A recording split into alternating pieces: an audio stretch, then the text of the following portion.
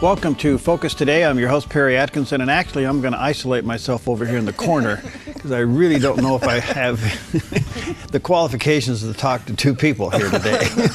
We wanted to make sure you were not isolated today, Perry. Patrick Doyle and Cindy Dix is with us today, and they're from Veritas Counseling, and we're here to talk about the subject of isolation, and I don't mean to trivialize it because it is serious. Mm-hmm.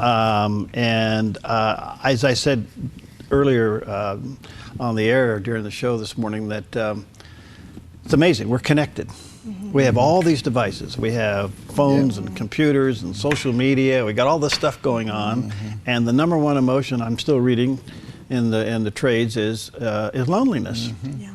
And that would suggest being isolated, I would assume. So why did you select this? Are you guys dealing with it? Oh yeah. Oh, absolutely. You tell your story, Cindy, about what happened to you this week with the clients that called. So yeah, I have a number of clients all over the U.S. We do phone counseling, and the interesting thing is throughout this week, many of them just need to have somebody to talk to. They're isolated within their community, whether they're in an abusive relationship, they can't talk about anything, so they go inward, they're depressed, they don't connect with people because it's not a safe place for them to do so. And so the interesting thing about counseling online, or not online, but on the phone, is that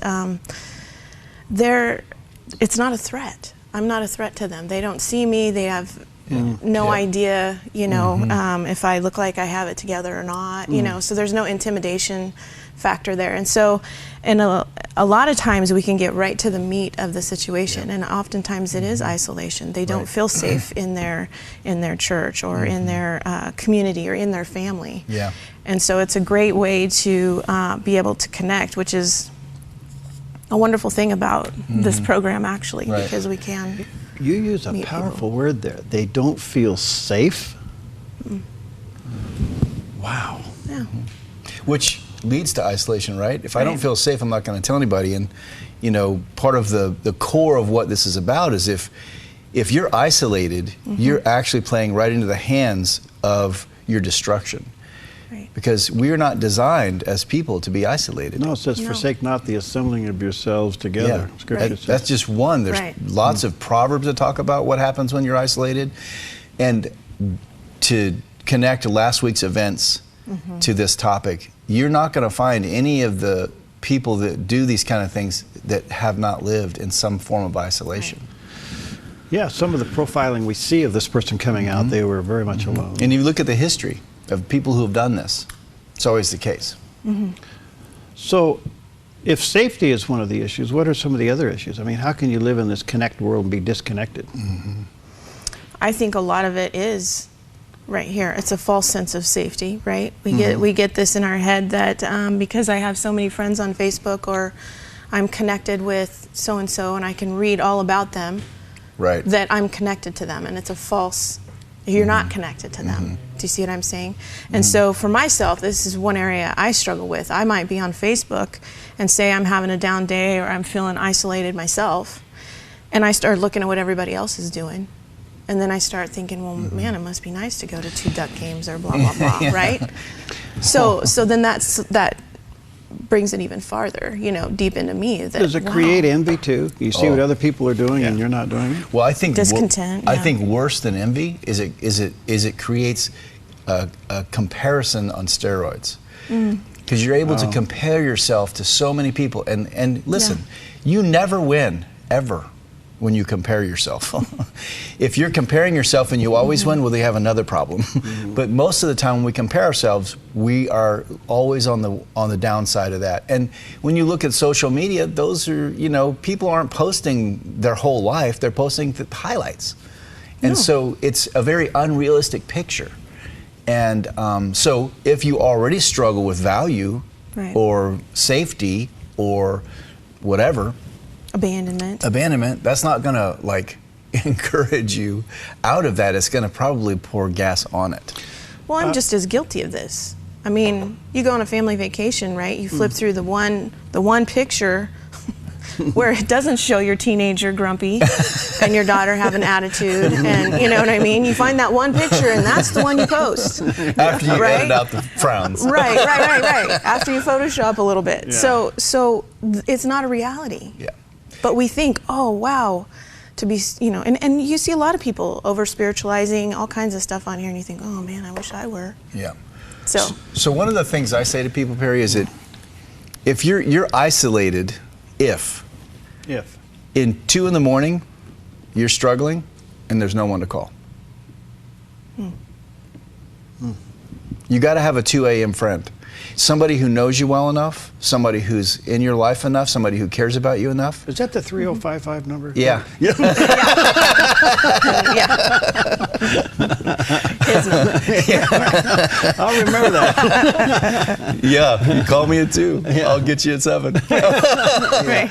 So my point is that most people, to your point, Cindy, don't have the kind of relationships with other people that are of enough depth to have meaning in those times. I mean, it's easy to have friends when everything's good. But that's not really what we need. What we need is relationships that are present in all of the aspects of life. And so what we tend to do is we tend to only have relationships for when we're okay. We don't tend to have relationships where it's difficult. That's why we're so busy. Because they're reaching outside of their world to somebody who's out of it, who they perceive as safe. And you know, to be honest with you, Perry, one of the reasons why so many people see it as safe is because of this program. And then they see it all over the world. And like Cindy said, it's a phenomenon I've noticed. Oh, yeah. People call and they are ready to go to work. We don't have to spend a bunch of time building trust. They're like, they've watched everything we've done and they've been watching for a while. And so they're ready to just dive in because the safety's been built. They know where I'm coming from. And they've been practicing or working up to this event anyway.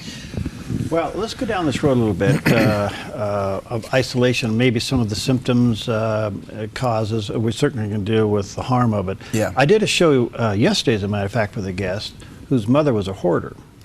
And when she kind of delved into that and started pulling that all apart, a couple of things came to being. One is hoarders have a tendency to have a separation anxiety syndrome. They can't see themselves letting anything go. They do become isolated. They do become shut in and shut down. So I think that, are these signs? I mean, how do we know we're isolated? I mean, you're saying we can't call somebody at 2 in the morning. Right.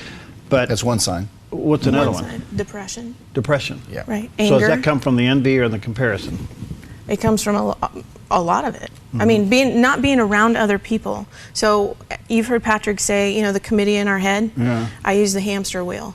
So that's when we're isolated. That's when we're in there just, oh man, blah blah blah blah blah blah blah, and then you pick up something or you watch a TV show, or that continues to pick on it. So the opposite of isolation is obviously what? Community and connectedness. And so fellowship, being able to have somebody that you can say, okay, this is what's spinning around in my head. What is truth?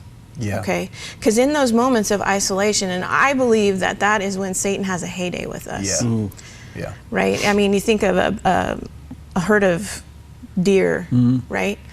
When they're in a group, they're fairly safe. Yeah.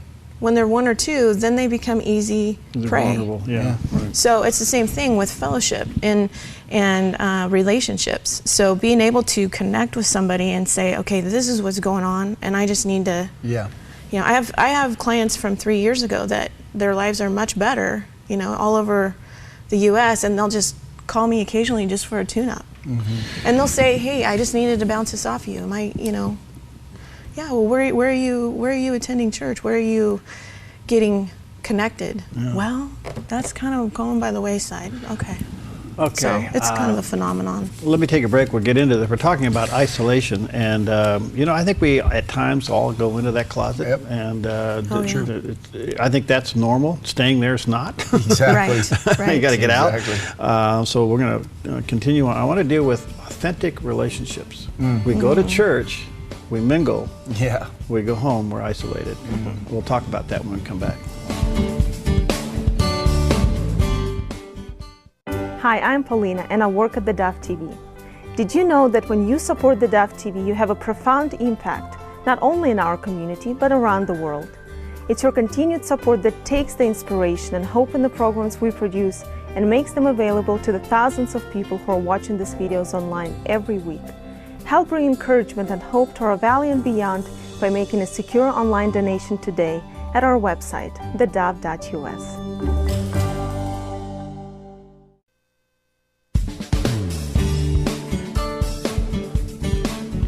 Okay, we're back and have Patrick Doyle and Cindy Dixon in the studio with us today, and they head up Veritas Counseling.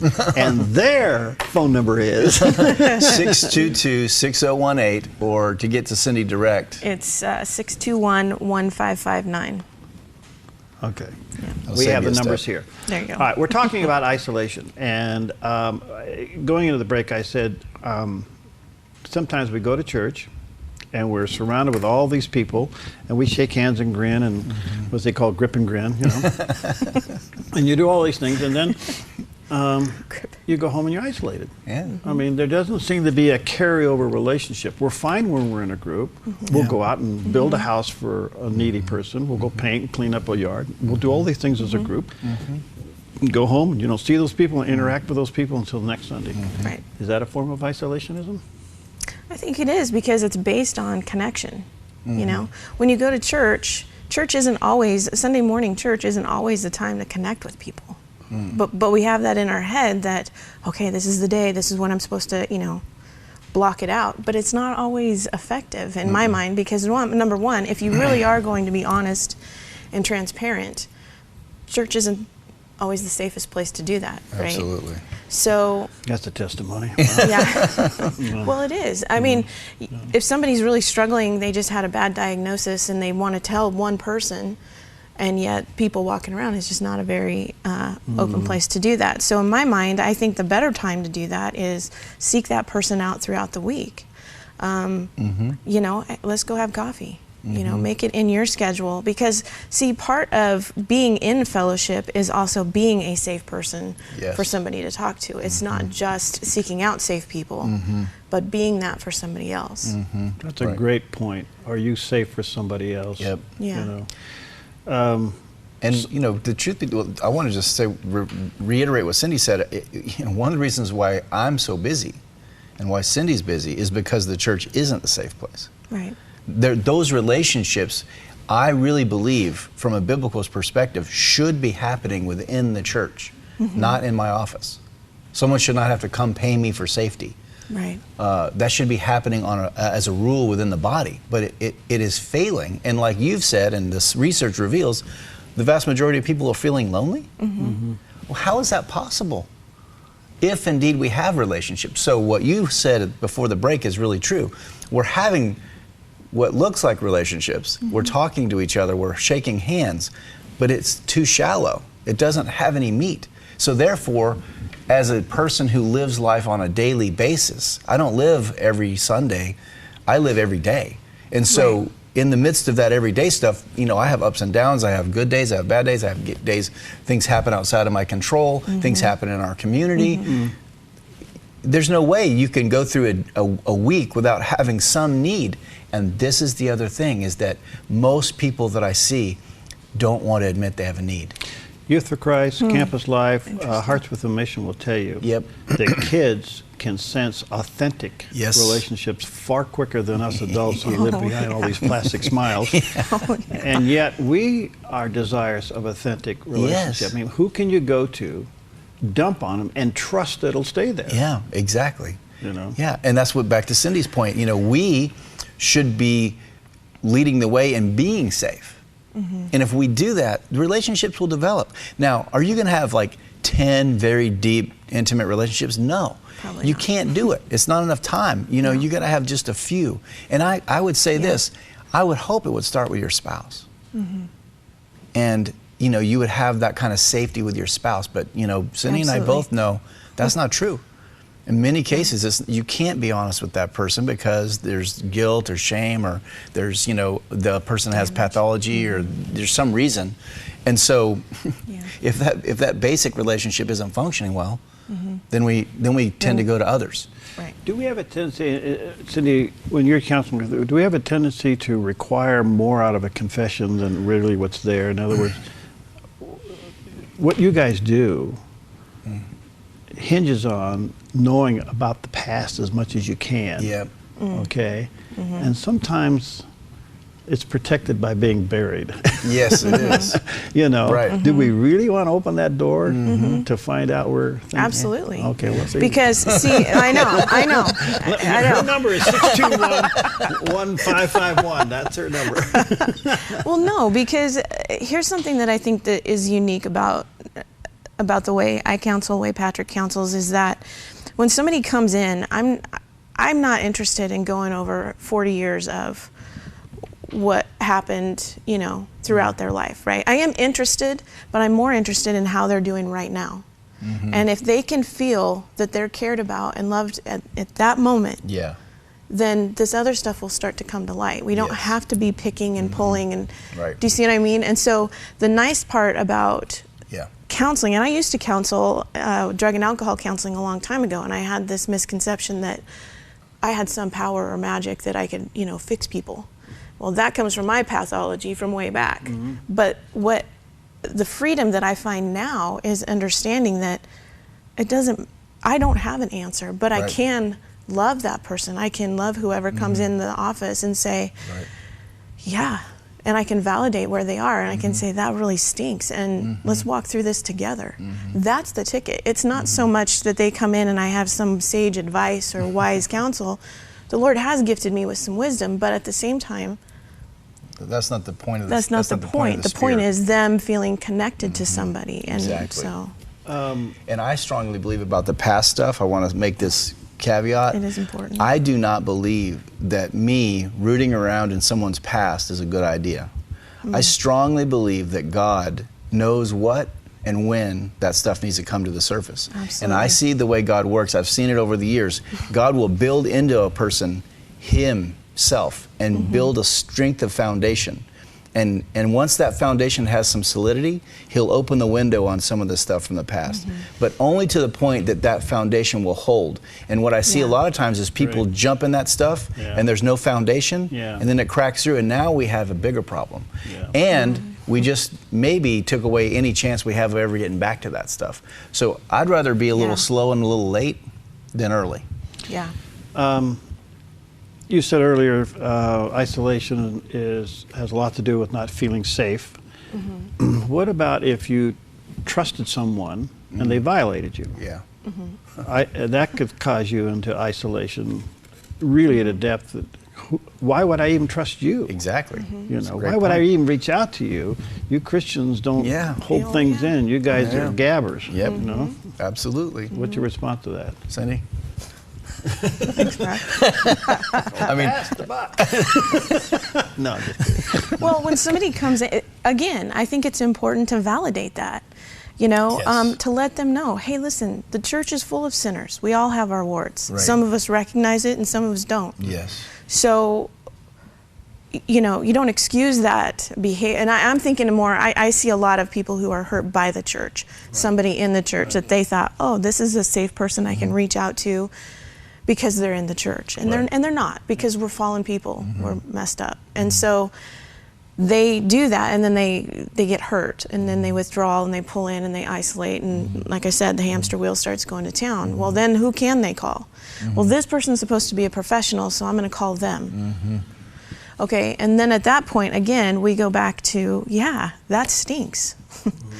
That shouldn't have happened. But it did, and so this is how you find somebody who is safe, and help them see that piece. Patrick, where does isolation lead? Death, Really? spiritual death, emotional death. Yeah, it's a, and you know, there's a popular genre of TV right now with the zombies. Somebody who's really isolated is an emotional zombie. Yeah. They're living dead. They don't have any.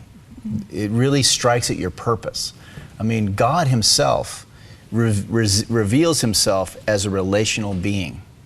Right? The Trinity, three individual people, all God, living as one in complete relational harmony. That's God's expression of Himself. And so I take that as an indication that's how he wants us to be, to live in a relationship. What did God do? He came to the earth in the form of Christ to do what? Restore relationship. Yeah. So there's this strong theme in Scripture. Obviously, it starts between us and Him.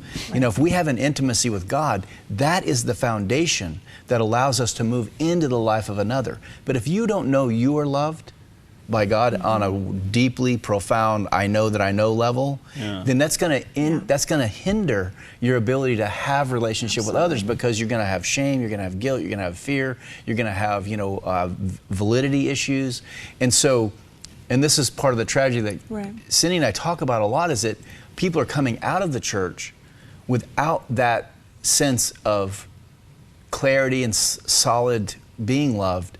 And so then that just starts to spin, okay? And that being loved at a deep, profound level is the answer. It's not all this other stuff.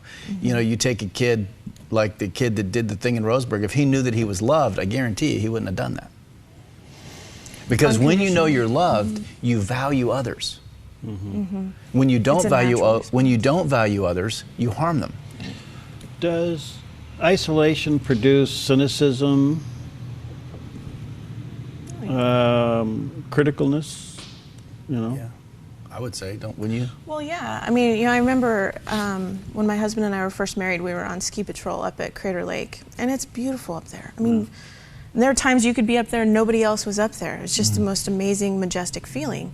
And these people would say, well, I don't need to go to church because this is my church. This is where I worship God. This is where I feel filled. And I remember thinking, that doesn't, I can see that, you know? But then the more you do life, the more you realize, if I'm having marriage problems, Crater Lake's not gonna help me out. I mean, it's beautiful, right? But I need people, and I think God speaks to us in one of three ways: His Spirit, through other people, and through the Word. And so take one of those out or two of those out, you might be able to eke it through, but you take all three of those out, then you're in real trouble. Yeah. How do you know somebody's isolated?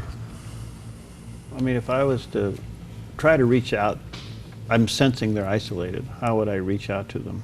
Well, I would say always trust your gut, because that's giving you the information instead of looking at a checklist. Because part of my, and this is part of my sensibility, is that when we start having checklists, what happens is people start to make other people their agenda. And I really want people to be motivated out of a sense of conviction, like God is moving you toward that person, God is giving you insight, and you're going to take a risk and move that way, instead of, I know what to do. No, you don't. And you know, I don't know what to do. And so we have to be dependent on God as we move into that. And so somebody who's isolated is going to sense if you have them as your agenda, which is a whole nother thing that we need to talk about. So we're back to authentic relationships. Yes, again. we are. Exactly. Yeah. And you know, as Bud and I have talked about multiple times, you know, our culture, we live in what Bud is calling relational poverty. Right. And kids, I agree with that. And I just did the mentor training this past weekend and the weekend before, which was a fantastic thing. I'm so glad they do that. But, you know, Bud's saying that kids are, in today's culture, what he's calling relational trash. They're just thrown away. There's no relational integrity there. People don't care. And so then kids are going to the phone and they're tweeting and they're doing all that stuff because it's what I used to call patchwork self-esteem. They're getting their self-esteem from movies, from books, from music, from Twitter, from some Hollywood person, from magazines, but they're not getting a solid foundation. It's patchwork. And so as a result, you have behavioral issues, you have drug issues, you have, you know, all kinds of, you know, promiscuity, blah, blah, blah. So that solid foundation, so Cindy and I see somebody who's married at 35 and they were the kid who was relational trash, and then they got into a relationship thinking that was going to solve it, and now we got 2 kids and yada yada, and the church isn't working. Right. All right, we're talking about isolation. When we come back, can you be married and isolated? We'll be right back with Cindy and Patrick in just a moment. Hi, I'm Paula, and I work at the Dove TV. Every day we get letters and emails from people who've been encouraged, blessed, and challenged by the programs on the Dove TV. But we couldn't do it without you. Did you know that more than 90% of our income comes from people like you? You can help us continue to bring inspiration and hope to our community by making a secure online donation at our website, thedove.us, or call us at 541-776-5368.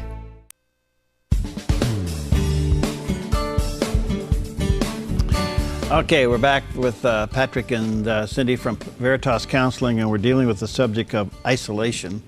And going into the break, I asked you both, can you be married and isolated? Mm-hmm. And I don't know, either one of you can respond to that. And then I want to talk about good isolations, healthy isolations. But let's do that one first. Can you be married? You want to go first? No, go ahead. All right. Yes, I do believe you can. And I actually experience that from time to time. You know, sometimes, in a lot of ways, it's a blessing to have a gift of discernment, you know, being analytical, all that stuff that helps you be a good counselor, but also it's hard to open up. And I know for my husband, he is a very deep thinker. He's not a reaction kind of guy. He's got to think it out and let me know. Well, if I'm doing this stuff, I need something a little quicker, right? Yeah, can you guys relate?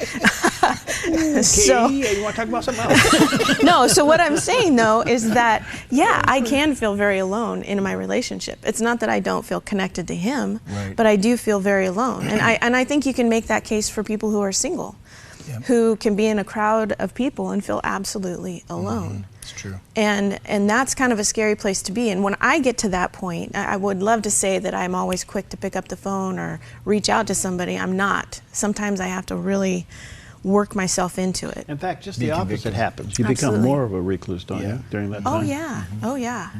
And that's when social media really becomes dangerous, for me at least, and I'm sure other people, in that, you know, you're feeling alone already, and then you start looking what everybody else is doing and how many friends they have, and oh wow, and so that discontent keeps building more and more of a wall.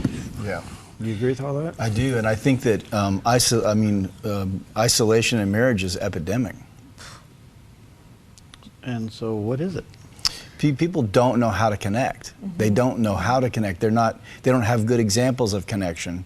Do you send Catherine a text at dinner? No. When you go out to dinner, I don't. do that. But you know, my point is that, I hate to say it, but you know, as a church, we're not helping people have relationships that are healthy. And so what you see the church turning out is a lot of relationships that are not very deep, not very healthy, not very sturdy. So that's going to affect marriage in a big way. And that's one of the reasons why I think our marriage rate of failure is so high. Because people get married for the wrong reason most of the time. I mean, I see a lot of people getting married to legalize sex, to, you know, please their parents, to, you know, but not because they're called to join in a union with another person. There are other external reasons why they're doing it. And so, you know, that's going to lead to trouble. So I think that there's and if I, you know, get one call a week, I get 10 from people who are in marriages where they're alone in the marriage, and they've been married 10, 15, 20, 30 years. How do you be with a person that long and be alone? Well, because you don't do the work of relationship.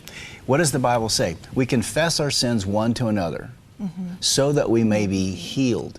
We bear one another's burdens, right? We cry with those who cry. We rejoice with those who rejoice, right? We're not doing that. We're keeping it all up here. We're not experiencing all of the realities of relational life. Right. So as a result, we don't build any deeper trust. And trust is always the result of taking a risk.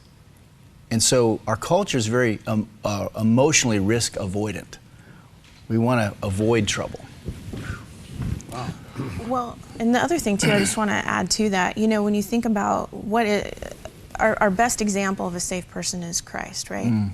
And the way he is. And one thing that I have found interesting in reading that book, Safe People, by Cloud and Townsend, they have a great example in there of, you know, Christ, the three things that make him safe is he's trustworthy, and then dwelling. And when you think about the word dwelling, abide in, reside with, right? That's part of the relationship.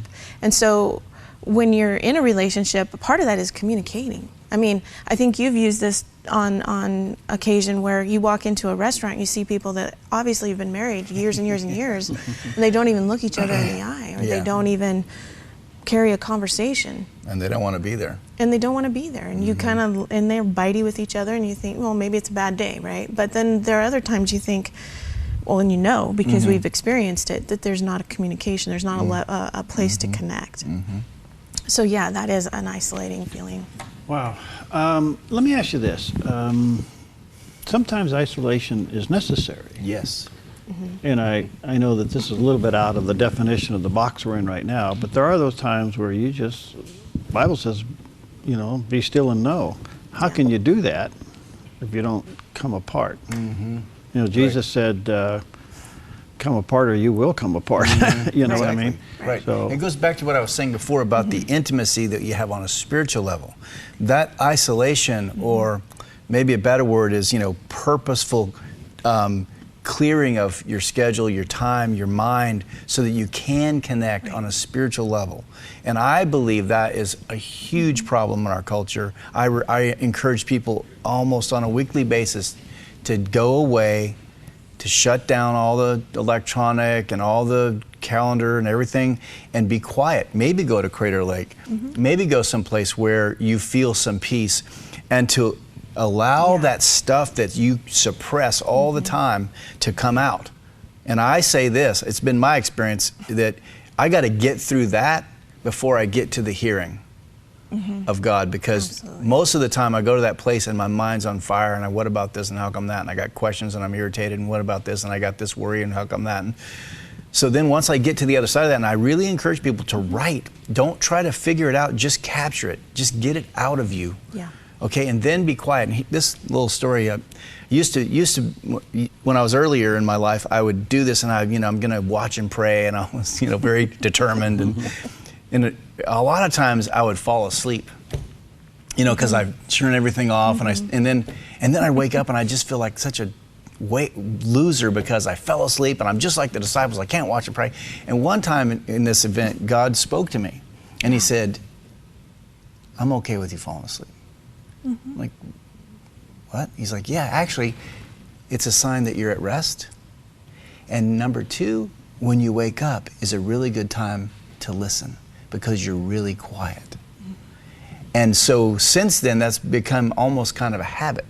Is it because when I do fall asleep, after I go through that, getting it all out, then I wake up, I am very rested and my mind is more quiet, and it's a really good time to listen. And so, but that requires time. You can't, there's no quick shortcut way to do that. You got to just wrestle through it. You got to go through the time that it takes, and you can't control the amount of time that it takes, which is what we always want to do. I mean, I can tell you, Perry, in 2 months, who I'm going to be talking to at what time. My life is relatively scheduled.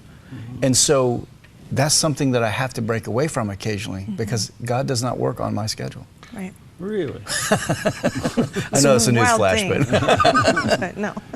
Let me shift this a little bit and get started on it, and then we'll finish it on the other side of the break. Okay. Teenagers become isolated right smack in front of us, and we pull our hair out to figure out what's going on. What advice you have for us, Cindy? Well, actually, I have been seeing a lot of teens lately, and the thing that I find too, it doesn't really matter their background. They can be from a strong Christian home, or they can be from a fractured home. Whatever the case, they don't have that feeling of connection, because again, this is what they use to communicate. I mean, this has made dating for kids way easier than when we were.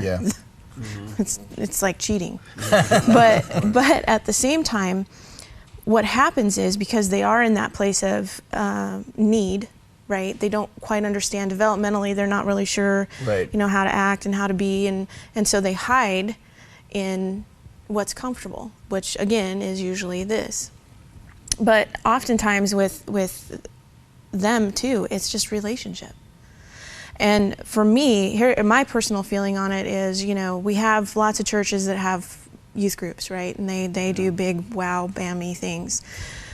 But I have to say that I don't think that's where it's at. I think it's in relationship. And I will gladly put my kids in a youth group where the youth pastor or the person mentoring them or whatever will reach out to them, seek them out, Right. and continually work with them. So not just are my husband and I providing an example of how you relate, how you talk to people, but so is somebody else who can give them truth and speak truth to them. Right. And so to your answer with kiddos, yeah, I think truth is it. Speaking truth to them, not culture, because that's kind of where we're at with that. Most parents wake up to this, I'll say, too late. Nothing's really too late, but they wake up well into the problem. They don't see the signs beginning. Right. They all of a sudden, the room's painted black, everything's gothic, they're shut down, the lights are turned down, and they're on their computer. And that progression, they didn't see it. And when they do wake up, they panic. I'm going to take you out of here, I'm going to ground you, I'm going to take your phone away from you, I'm going to throw you in a youth group. Youth group becomes the punishment. Yeah, exactly. You know, and all that. So I want you to respond to that, Patrick, when we come back. We're talking about isolation with Patrick and Cindy from Veritas Counseling. We'll be right back.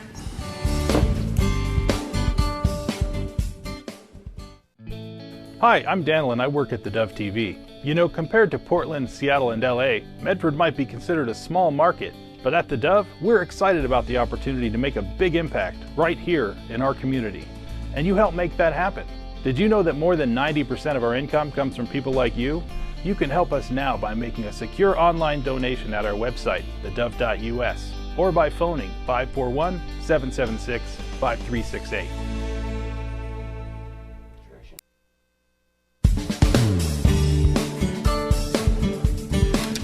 Okay, we're back, and we're delighted to have with us today Patrick Doyle and Cindy Dick. They head up Veritas Counseling. Cindy's phone number is 621-1559. Of course, area code 541-621-1559. Call her or call him at 622-6018, and if you need to make an appointment.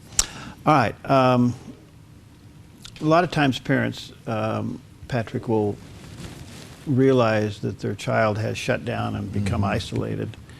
And I don't know if that's a result of peer pressure. When I have Treva Kuiper on from the Loft and I hear some of the pressures of girls between 8th grade and 12th grade, and I'm going, my stars, it's certainly become complicated. And it's an acceleration of generational change that their parents just wasn't raised with. I wasn't raised with, you know. So all of a sudden these kids have been immersed into this incredible world of digital communication, and then all of a sudden the normal peer pressure and getting along is more than these kids can handle. You know, Absolutely. They're forced to make decisions. They're introduced to, about sex in kindergarten, and the list goes on and on and on. I mean, these kids are on overload, so they shut down. Well, and this is, you know, I don't want to put any pressure on anybody, but this also means that as parents, we really have to do our best at being connected to that kid. And what I see a lot of is that parents try to connect by controlling instead of being with. Now, being with is difficult because you can't fire off on everything you see that's wrong, which is what we want to do because we're geared to protect. And we see them walking into the buzzsaw of culture, and we want to stop it. Well, we can't. And so what we have to do is prepare them, help them be aware of what is happening. So early on with my boys, you know, the music thing started when they were young, and you know, they started listening to all kinds of music. And so I was like, you know, I knew what the music was. I knew it wasn't good. So I would say, okay, let's sit down and let's listen to that music. And then so we'd listen to the music, and I'm like, so do you know what that lyric when he said was talking about? And he's like, yeah. So we get it out on the table because what I want him to do is I want him to be aware of, do you know what you're taking in? Instead of being able to deny it and say no. And I'm with him, I'm not against him. And so when you set up a scenario where it's us against them, you're going to lose because they have more time and energy. Much younger. Yeah, so you know they will conquer you. And so we have to like come alongside. Now again, I'm not saying that we fold our boundaries. No. Anybody who knows me would say that's not true. However, we do have to find a way into their world. And so that's where I think a lot of parents fail, because they are at a loss. They don't know. They're not familiar with technology. They don't know about Tinder, or they're not hip on Twitter or whatever. But you have to, or video games, you know, or modern music. I mean, I have learned so much about culture and music through my sons. It's been helpful.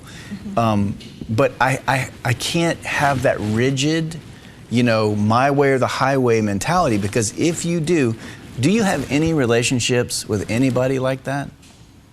No. No. And so why would you want to do that to your kid? Right. Because what happens, what I see is, I can testify, it becomes about me. When my son's going down a wrong road, my instinct is to grab a hold of him and hold him down and stop it, right?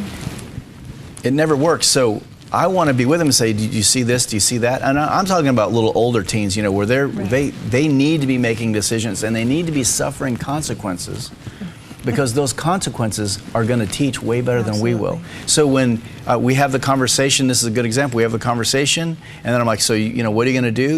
You get to decide. They decide. They feel the consequence. Their thing blows up, and then they come back and they're like, oh, so that's what you meant, huh, Dad? I'm like, that's what I meant. That's why we were talking about that, because that's what happens when you don't. And so now they have internalized that, instead of me putting it on them. Right. And one of the things we're looking for is to help them internalize the morality that will keep them safe. We don't want to superimpose it on them, which requires me to have a lot of trust in God. What I'm hearing you say is, have we abrogated our responsibility of parenting to focus on the family? I mean, you know what I'm saying? I don't mean that disrespectfully. I love Focus, what they do. They're there. But it seems like all of a sudden now parents are waking up and go, whoa, wait a minute. Now I have to be the very thing I was looking for other people to do for me. Yeah. And that's called parenting. Yes. The word parent means protector. Right. So I'm going to be a parent. Is it time for the church to take back sex education? One of my big pet peeves. You know, I think we need to be teaching that in Sunday school, not in the classroom. And so, anyway, the point is that parents now are saying, wait a minute, this requires more than I have to give. It requires more than I know. It requires more time than I have. It does. It seems but like if you're it going to have does. kids, that's the way it goes. But at the same time, it doesn't take much to have a conversation about things that are important with your child as you're running them to school, as you're, you know. And my oldest is real good. He's a lot like his dad, you know. He's real good. He's a thinker. He's real good about, like, all right, we're done talking about this. You know, he gives me that. And there are times when I have to learn to respect that. And then there are times when I have to say, wait a minute. I can turn this car around. No, but also being able to say, you know, and here's been something, I don't know where I learned it. Maybe it was at George Fox, but I learned that you always want to deal with the heart. Yes. And so, you know, because it's out of the heart that behavior comes from. Yes, right. And so many parents, myself included, like to play the whack-a-mole game, right? Where, oh, that's a bad attitude, and oh, I don't like that, and instead of what's going on? Yes. What is why are you acting this way? It's a heart issue. Right. Let's talk about that, you know? And sometimes it's a real uncomfortable conversation where they're kind of like, but then there are other times when they're like, man, I don't know. Okay, well, you know, I have times of that too. And showing transparency to our kids, our fallibility, not just, you know, I've got it all together, and if you would only act like me. Well, I think that the general saying, you go through the heart to get to the head. You don't go through the head to get to the heart. Exactly. And so if you can emotionally engage them, then you can get the brain turned on, you know. But again, what Cindy's saying is that, see, that requires a lot of sacrifice on my part. Yeah. I have to disengage from my agenda. I have to disengage from my schedule. I have to disengage from my thoughts, and I have to be present with that young person. And I'm telling you, kids know when you are and when you're not. And so if you're faking it, they're going to sniff you out. Oh, yeah. And they're not going to believe you. But if you're not, and here's the other thing I say, some of the best conversations I've had with my children are when I confess. Same here. Look, I totally failed on that. And what it does is it models for them how to deal with failure, because they're going to have to, because they're going to fail. And it also models how to be a safe person. It just models all the stuff that you can't teach. Right. All right, so The whole subject today is isolation. We know that kids can do it. Yep. We adults can do it. We can be isolated at the party. We can be isolated at church. It's not a healthy position. I don't know what your understanding of God would be if you're isolated. Yeah. I mean, do people who are isolated, they see God as the big cop in the sky? I mean, how do they view him if they don't have a relationship with him, that they're even shut down there? Well, I mean, you know, in Proverbs it talks about they don't seek judgment. I mean, they seek their own desires and they refuse sound judgment. Right. So if I'm on my own, like we've talked about earlier, you know, if I'm on my own, why would I seek God? Well, and the other thing is that Unless there's So if you pain. can't trust people, you're certainly not going to trust God. No. guess so. and Absolutely. I think it goes the other way. If you don't trust God, you won't trust people. So if I look at my past and my past isn't going the way I want it to, or my present isn't going the way I want it to, people tend to look at God and go, well, you're not doing your job. Because your job is to make my life better, which is a Right. real misunderstanding of who he is. The rabbit foot. Yeah, Right. and so is God trustworthy? That'd be one of the questions I would ask someone. And I want you to wrestle with that, because until you come to the answer, we're going to be in limbo. Right. So if you don't trust God, then we need to work on that. If you do, then we need to talk about why that is, know that it's real, and then from that solid belief of being loved and cared for, that's what gives me the courage to start to deal with what I'm avoiding. And without that, I'm just a strong believer. We're putting Band-Aid on cancer without that value structure being solidified at a spiritual level. Yeah. We don't have the power to delve into that stuff, nor do we want to. Right. The tragedy in Roseburg. Yeah.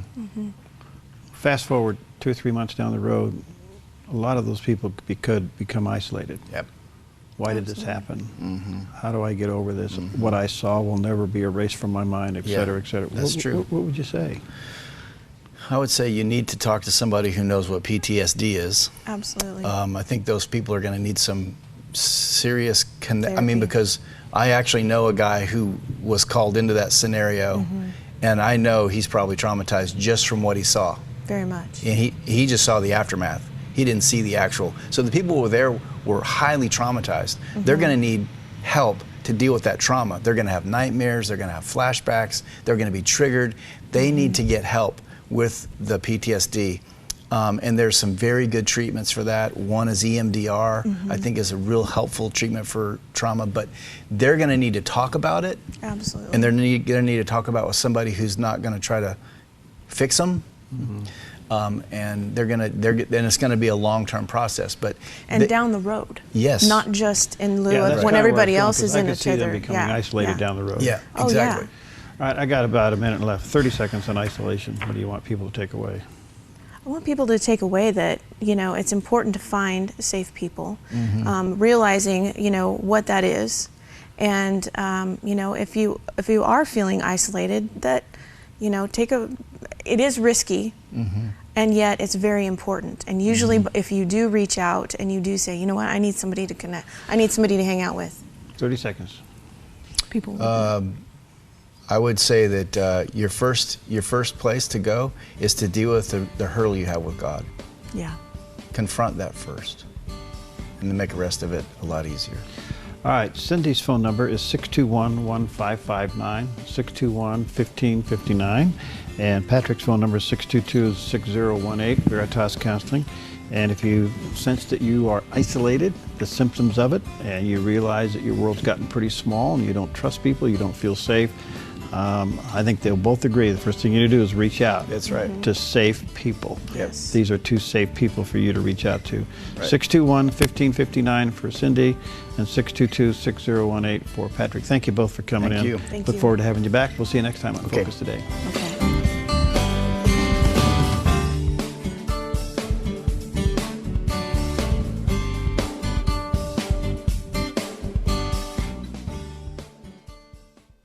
Hi, I'm Jim and I work at the Dove TV.